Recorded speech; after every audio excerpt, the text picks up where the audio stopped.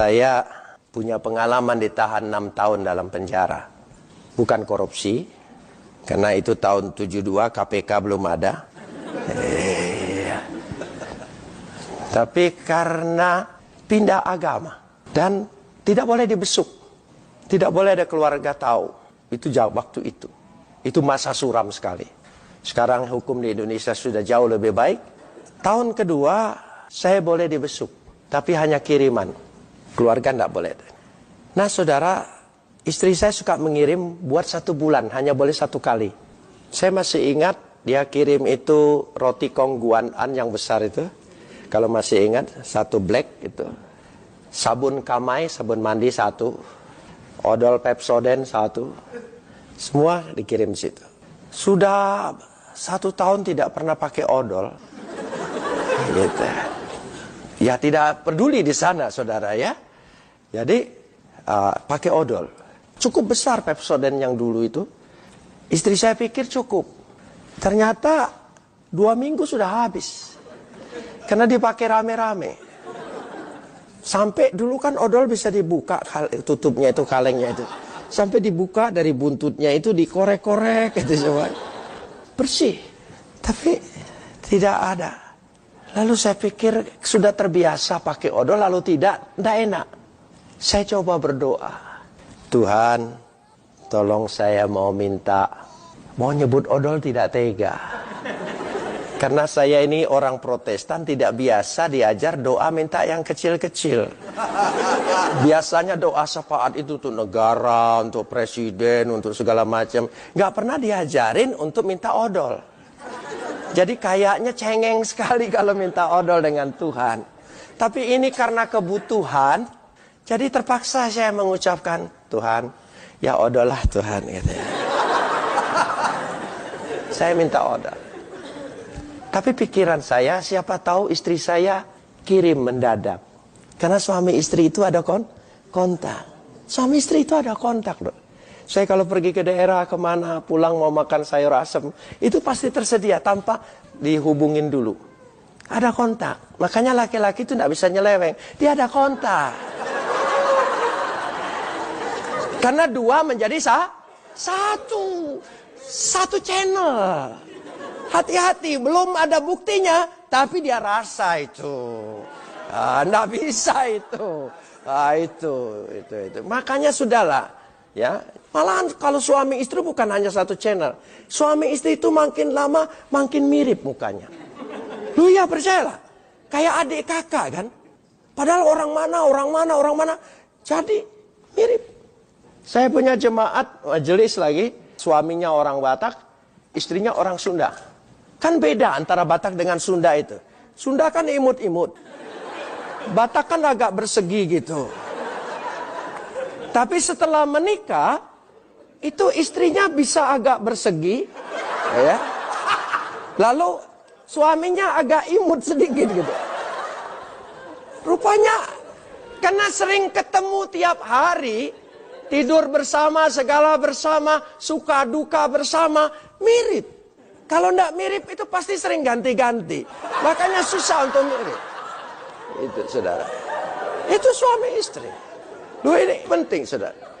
Makanya kalau kita sering berdoa dengan Tuhan, mirip dengan dia.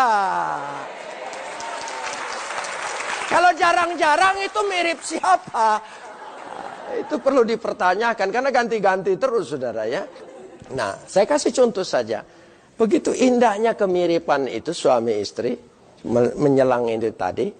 Saya memimpin gereja pertama itu gereja Metodis. Sampai hari ini saya orang Metodis sebetulnya. Di gereja lain itu namanya TUG, Tenaga Utusan Gereja, untuk tugas di gereja lain. Nah, jadi saya punya bendahara gereja namanya Om Gan. Dia menikah sudah hampir 50 tahun. Sekarang sudah meninggal, sama istrinya sudah mirip sekali. Dan pendeta memang sering berkunjung ke rumah bendahara. Memang harus dekat-dekat dengan bendahara, pendeta. Ya, gitu. Jadi saya pagi itu ke sana, lalu diterima oleh Om Gan. Sudah salam, ya duduk Pak Pendeta. Kami sebut bukan Pak Pendeta saya, Domini. Gitu, bukan domino saudara, Domini. Ya, Domini silakan masuk. Gitu. Lalu dia kasih kode dengan istrinya. Mah, hanya begitu. Mah, istrinya masuk ke dalam, tiba-tiba bawa kopi susu pisang goreng. Saya heran kok bisa ngerti dia. Saya cari di kamus Purwadarminta, arti itu kopi susu pisang goreng, nggak ketemu, saudara. Tapi kok dia bisa ngerti? Mah,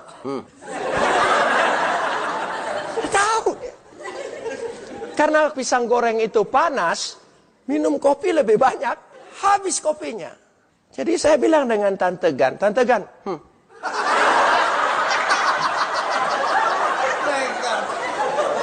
Lalu Tante Gan jawab begini, Domini jangan genit sama orang tua. Loh, saya bilang, Om, tadi Tante ngerti. Kok saya Tante tidak ngerti. Kalau Om lain. Karena suami istri itu sudah tahu. Makanya kalau kita sering berdoa, Tuhan ngerti dia, saudara. Ya, orang lain tidak ngerti, dia ngerti, saudara. Ya, tidak usah takut itu, saudara. Dia sangat ngerti sekali. Itu pentingnya bergaul dengan Tuhan. Bagaikan bergaul suami istri. Suami istri itu begitu indahnya. Saya lanjutkan kesaksian saya tadi. Lalu saya pikir-pikir, istri saya ngirim, istri saya kirim. Nah, di penjara itu dari jam 9 boleh terima besuk kiriman atau ketemu orang sampai jam 2 siang. Selesai jam 2, saya tunggu-tunggu, tidak ada. Dari jam 2 sampai jam 5, saya kadang-kadang suka dapat kiriman tiba-tiba dari teman baik saya, baru saja meninggal. Seorang pengacara yang sering datang ke Surabaya, yaitu Adenan Duyung Nasution. Dia selalu saja mengirim uang 50.000, waktu itu 50.000 titip dengan kepala kejaksaan. Nah, saya pikir dari jam 2 sampai jam 5, saya rubah iman saya. Bang Buyung kirim, Bang Buyung kirim, Bang Buyung. Sampai jam 5 tidak ada. Jam 5 kami semua sudah mandi, masuk kamar, apel.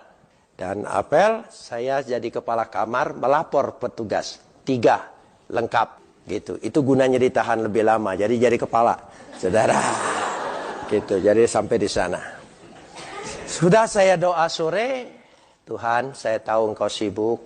Soal odol, soal kecil sekali. Imannya saya kuat-kuatkan sendiri, saudara ya. Saya cari jawaban sendiri. Saya hamba Tuhan yang terlalu kecil dan naib, tidak punya karunia yang besar-besar. Tuhan bicara, malam dibawa ke sorga, siang turun lagi. Saya enggak. Saya cukup Tuhan bicara di pikiran, di hati, saudara. Itu kalau yang itu sudah kelas tinggi. Saya kebetulan kelas kambing saja. Jadi enggak sampai dengar suara Tuhan, Tuhan bicara. Saya minta dengan Tuhan, Tuhan jangan, saya cukup mantapkan hati saya, iman saya sudah percaya. Nggak usah pakai bersuara di telinga. Gitu, sudah sampai di sana. Lalu saya mantapkan diri sendiri, iman saya sendiri, Tuhan terlalu sibuk untuk urus ini. Kira-kira jam 7 malam, pintu kamar saya dibuka. Ada orang baru ditangkap masuk. Dan orang ini masuk, lirik kanan kiri. Dia agak ketakutan. Dan rupanya dari tampang 3 orang ini, tampang saya agak lebih sedikit tidak kriminal. Jadi dia deketin saya. Lalu dia bilang, kok boleh enggak saya tidur di sini? Oh boleh. Saya kasih tikar, saya kasih bantal. Saya banyak tikarnya. Warisan yang bebas-bebas itu kan. Tidak, itu gunanya ditahan lebih lama, dapat warisan itu. Jadi orang bebas tinggalin. Sebab ada perkataan, jangan bawa barang yang sudah dipakai di penjara. Nanti kamu balik lagi ke sini kalau dibawa. Gitu. Jadi itu memang ditakut-takuti supaya ditinggalkan semua, saudara. Jadi saya kasih pinjam. Lalu dia bawa kantong plastik. Lalu dia bilang, kok boleh titip ini? Oh boleh. Saya lihat di situ, saya kaget. Isinya odol. Tidak tanggung-tanggung, 10 odol. Loh, kok ini bisa odol semua? W punya toko. Waktu W ditangkap, W gugup. W kira masukin sabun, masukin apa? Rupanya yang dimasukin odol semua. Saking gugupnya. Jadi waktu diserahkan saya, 10 odol. Kan sikat gigi tidak boleh pinjem. Jadi dia tidak sikat gigi karena dia tidak punya, saudara. Odol saya milik 10. Tuhan itu cara menjawabnya lain sekali. Saya atur lewat istri saya atur lewat teman baik saya. Ternyata Tuhan punya jalan lain. Dari situ saya belajar cara Tuhan mengabulkan doa kita tidak pernah bisa apa kita pikirkan. Dia selalu punya cara yang lain sekali. Besoknya jam 8 dia dipanggil keluar, diperiksa di kejaksaan. Sampai jam 5 sore belum pulang. Ketika apel, saya bilang dengan petugas, 4 di luar 1. Oh, hapus saja. Kenapa? Itu orang salah tangkap. Namanya sama, tapi orangnya lah lain. Rupanya dia ditangkap hanya untuk kirim.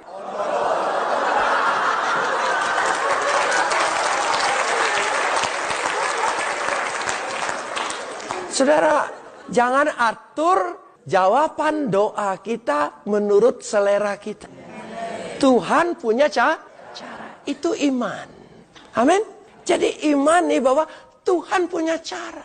99 pintu tertutup. Ada apa peribahasanya? Ada 1 pintu salah. 99 pintu tertutup. Ada 9.000 pintu terbuka. Terlalu banyak cara Tuhan. Jangan batasi cara Tuhan hanya 1 cara. Dia banyak sekali cara. Jadi dari situ saya mulai belajar. Meskipun sebagai orang Protestan tidak pernah diajar doa minta yang kecil-kecil. Ternyata Tuhan itu memperhatikan kita dari perkara yang kecil. Apalagi yang besar. Dia sangat memperhatikan kebutuhan kita. Amin, saudara.